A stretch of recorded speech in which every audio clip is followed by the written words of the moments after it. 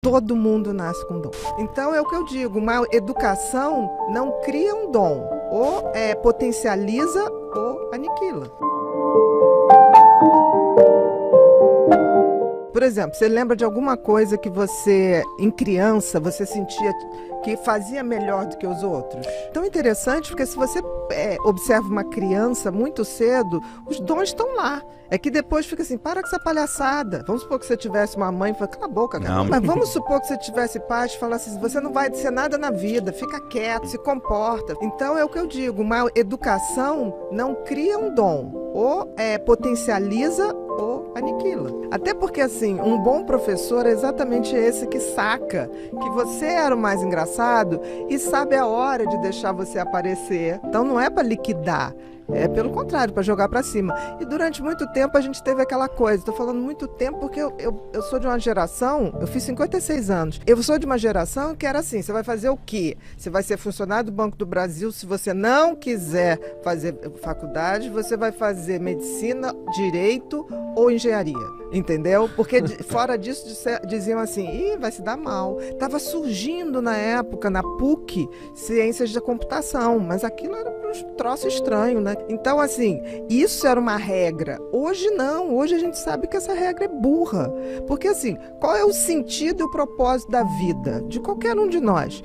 O sentido é você descobrir para o que você nasceu. E o propósito é você botar isso em ação. Então, assim, você já tinha o sentido. Agora, quando você descobre o sentido, que é baseado no seu talento, e faz disso o propósito da vida, que é exercer isso, cara, é a glória da vida. Isso não quer dizer que você tenha que começar no propósito da tua vida, no sentido. Ninguém começa, né? Agora, você tem que ter, e hoje eu acho muito bacana essa geração mais nova, que a gente vai ter, a geração mais nova vai ter várias profissões. 2050, se eu estiver viva, a gente vai estar falando aqui, assim, eu nem sei como vai ser o ambiente de trabalho.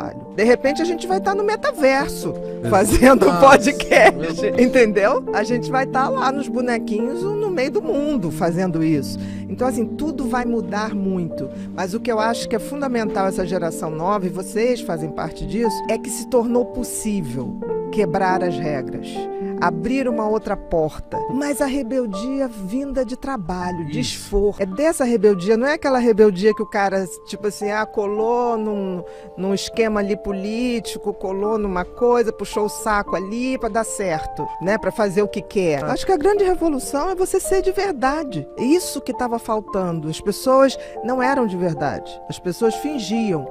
E aí eu acho que colabora muito não para adoecer em si, mas para ser o gatilho de um adoecimento. Porque da mesma maneira que a gente nasce com dom, a gente traz uma genética também para adoecer. Pode passar a vida inteira sem se manifestar. Por exemplo, eu tenho déficit de atenção, que é uma hiperatividade mental.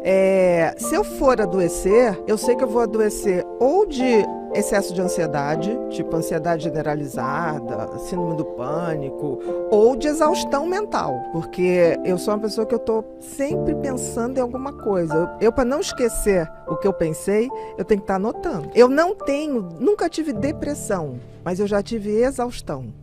Eu não gosto, déficit de atenção é o nome oficial, eu gosto de falar de instabilidade de atenção. Por quê?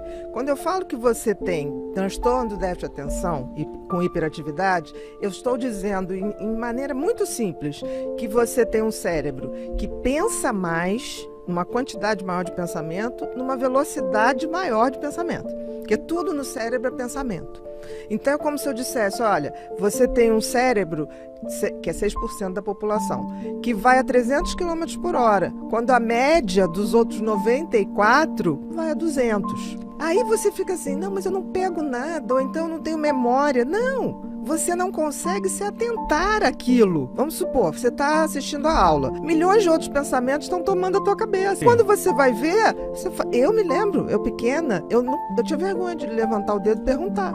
Porque eu já tinha perdido uma parte tão grande que meu caderno era cheio de buraco. Aí quando eu entrei na faculdade, eu comecei a dar uns truques, assim, né? Tipo assim, eu falava assim, eu perdia, né? Tava perdendo de escrever, aí eu levantava o dedo e falava, professor, por favor, repete, não entendi esse finalzinho. Mas no finalzinho eu queria que ele repetisse tudo. Depois eu me especializei em psiquiatria, que aqui no Brasil era muito doido. Psiquiatria aqui no Brasil, na época, era sinônimo de ser psicanalista, né? Que é aquela coisa que tudo é causado pela infância, que teu pai, tua mãe, tá. Aí eu fui fazer a tal prova de psicanálise e fui reprovada.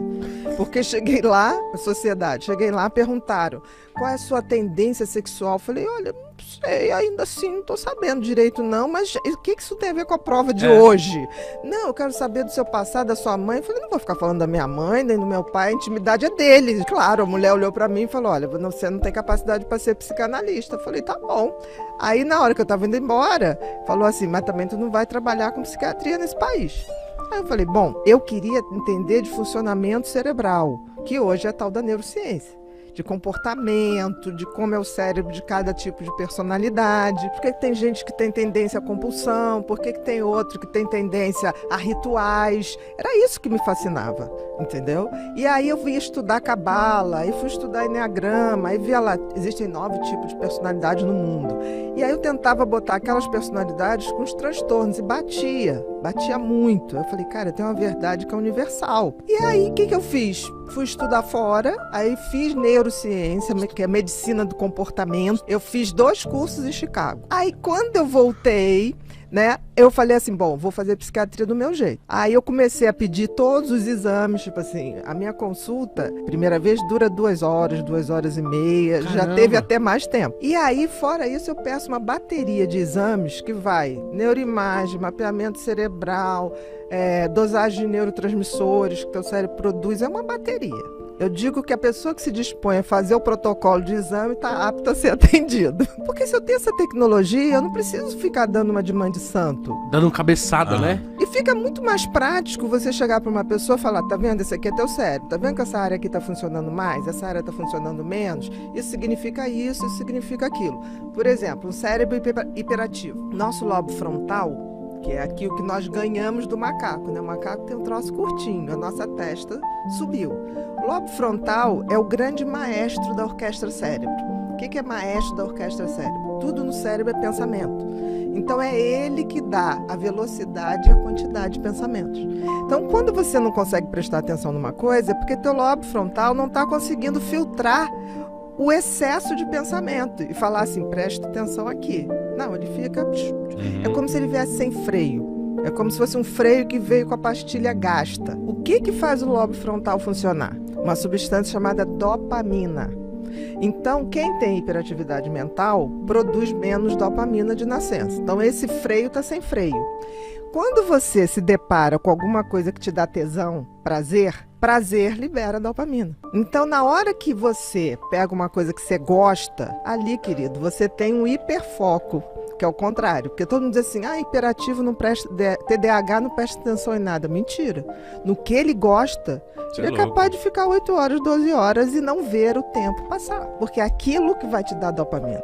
O que dá dopamina na vida? É ou isso, tesão por alguma coisa, ou sexo, ou vícios de substâncias ou de comportamento. Porque a gente esquece que o cérebro é o computador central, né? Não adianta você cuidar de tudo se ele não tiver bacana, ele descoordena. E tem uma coisa muito interessante, porque nós não somos o nosso cérebro. Nós somos a consciência que, quando tem conhecimento, vê esse cérebro funcionar. Porque se você pensar, se a gente fosse só cérebro, o cérebro é uma máquina maravilhosa. Nós estamos aqui conversando, ele está produzindo o xixi que a gente vai fazer, ele está botando meu batimento cardíaco direitinho, ele está fazendo digestão do que você come, ele está preparando as fezes que você vai fazer, ele está trocando meu oxigênio lá no pulmão. Ok, aí você fala, putz, que máquina legal.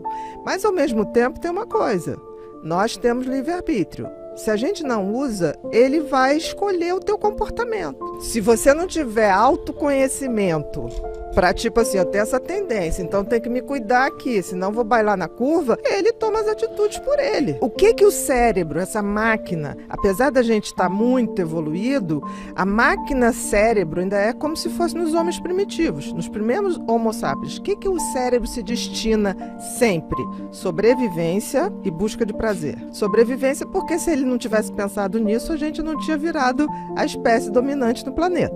Então a gente precisava. E prazer por quê? Porque a gente tinha que transar. Senão a gente não reproduzia a espécie. Não é porque tá na Bíblia. Ele é uma máquina deslumbrante, assim, deslumbrante. Não, ele precisa de um mestre e tem que ser a gente. Ninguém pode ser mestre do teu cérebro.